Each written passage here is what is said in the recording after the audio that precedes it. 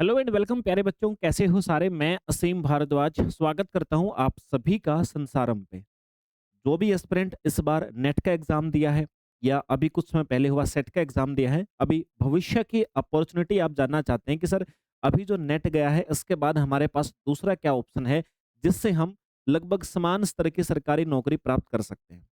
देखो बेटा, जैसे कि आपको दिख भी रहा है कि सर नेट के बाद में सेट एग्जाम किस किस स्टेट में होगा अभी 2026 में, यानी कहाँ कहाँ आप सभी को अपॉर्चुनिटी मिलेगी 2026 में, वो बात आज मैं इस सेशन के लिए क्लियर करूंगा। और आप नेट देते हो और दूसरी तरफ सेट एग्जाम देते हो तो उसमें आपको क्या बेनिफिट या अपॉर्चुनिटी में डिफरेंस आपको देखने को मिलेगा। देखो बेटा, एक बात को आप समझ लीजिए कि जो भी एस्पिरेंट सेट एग्जाम देते हैं, देखो सेट एग्जाम देने का आपका पर्सपेक्टिव क्या होता है। भाई सेट एग्जाम देने के बाद में अगर आपने क्वालिफाई कर लिया ना, तो आप असिस्टेंट प्रोफेसर की जो वैकेंसी आती है उस वैकेंसी का फॉर्म भर के और सहायक प्राध्यापक यानी असिस्टेंट प्रोफेसर अपने सब्जेक्ट अपने विषय के सिलेक्ट हो सकते हो, आप जॉब पा सकते हो।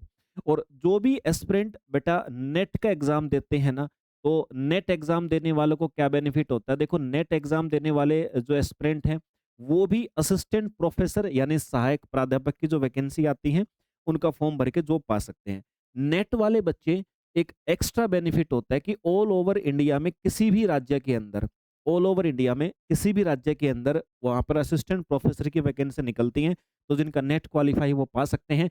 जबकि जो सेट जिन्होंने क्वालिफाई किया है ना, वो अपने ही स्टेट के अंदर जिस भी स्टेट का, इवनली अपने स्टेट का मतलब नहीं है, जिस भी स्टेट का उन्होंने सेट क्वालिफाई किया है उस स्टेट के अंदर वो क्या कर सकते हैं, जॉब पा सकते हैं, नौकरी पा सकते हैं असिस्टेंट प्रोफेसर की।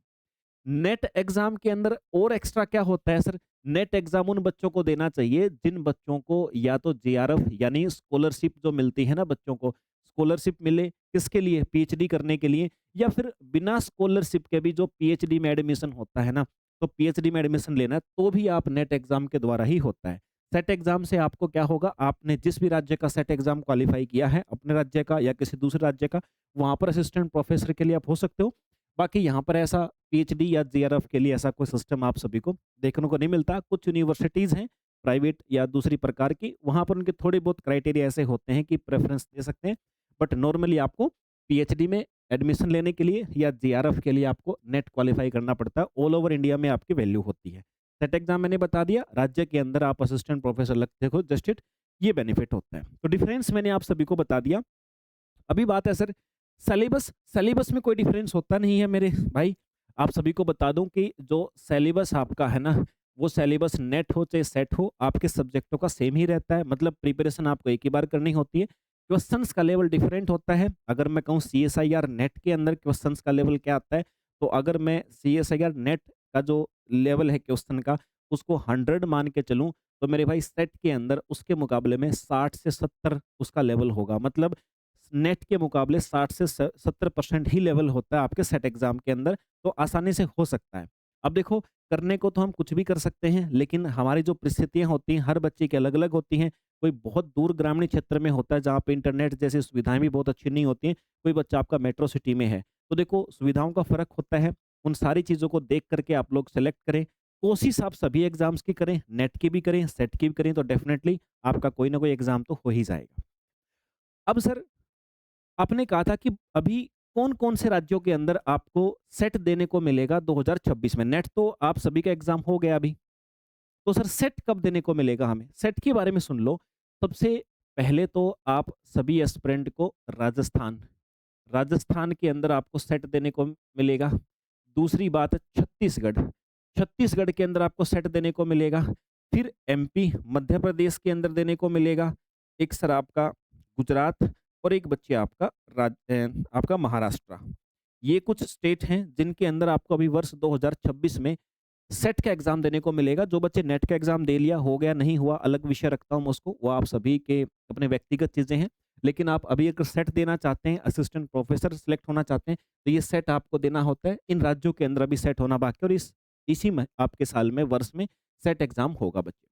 प्रिपरेशन के लिए देखो एक तरीका होता है कि आप सेल्फ स्टडी से कर सकते हो, एक बार आप चांस ले सकते हो। लेकिन मेरे भाई सेल्फ स्टडी के अंदर आपकी जो प्रिपरेशन 1.5 साल 2 साल में होगी, वही प्रिपरेशन आप अगर प्रिपरेशन करते हो, चाहे मुझसे करो चाहे किसी भी संस्थान में करो, XYZ आई डोंट केयर, वहाँ पे प्रिपरेशन करते हो बच्चे, तो देखो प्रिपरेशन का जो काम वहाँ आप खुद से 1.5 साल में करोगे, वो काम आपका 4 से 6 महीने में किसी भी संस्थान में हो जाएगा, अच्छा संस्थान होगा तो।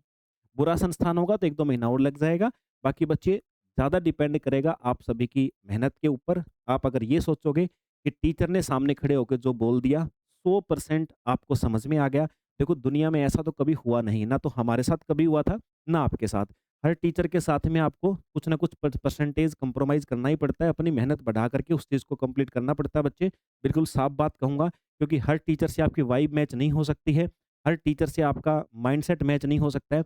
लेकिन टीचर जो आपको सिखाएगा उस पे आपने मेहनत कर ली ना, जितनी आपकी आवश्यकता थी उतना आपने कर दिया, टीचर की नीड थी उसका टीचर ने कर दिया, तो बेटा आपको रोक कोई नहीं सकता है।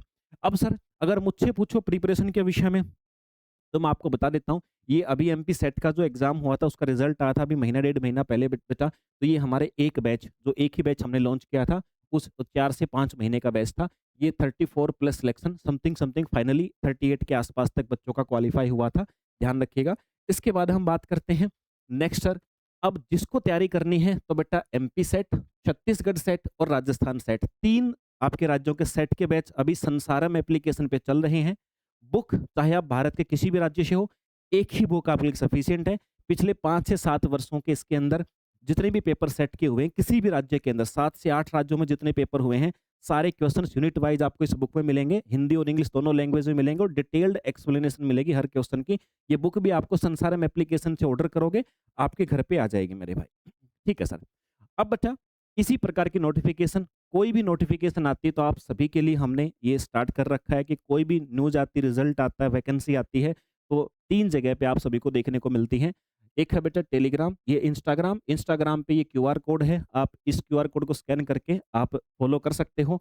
इसके बाद में सर दूसरा बेटा जहाँ पीडीएफ आती है पूरी की पूरी सॉरी जहाँ पर आपको नोटिफ़िकेशन देखने को मिलता है, दूसरी चीज़ वो है व्हाट्सएप का ये चैनल है। इसको भी आप इस क्यूआर कोड से स्कैन करके फ़ॉलो कर सकते हो। और बेटा ये जहाँ पर कंप्लीट पीडीएफ आती है, जो आपके कोई भी वैकेंसी आती है, पूरी रूल बुक आती है, वो ये आपका टेलीग्राम चैनल है, यहाँ स्कैन करके आप उसको फ़ॉलो कर सकते हो।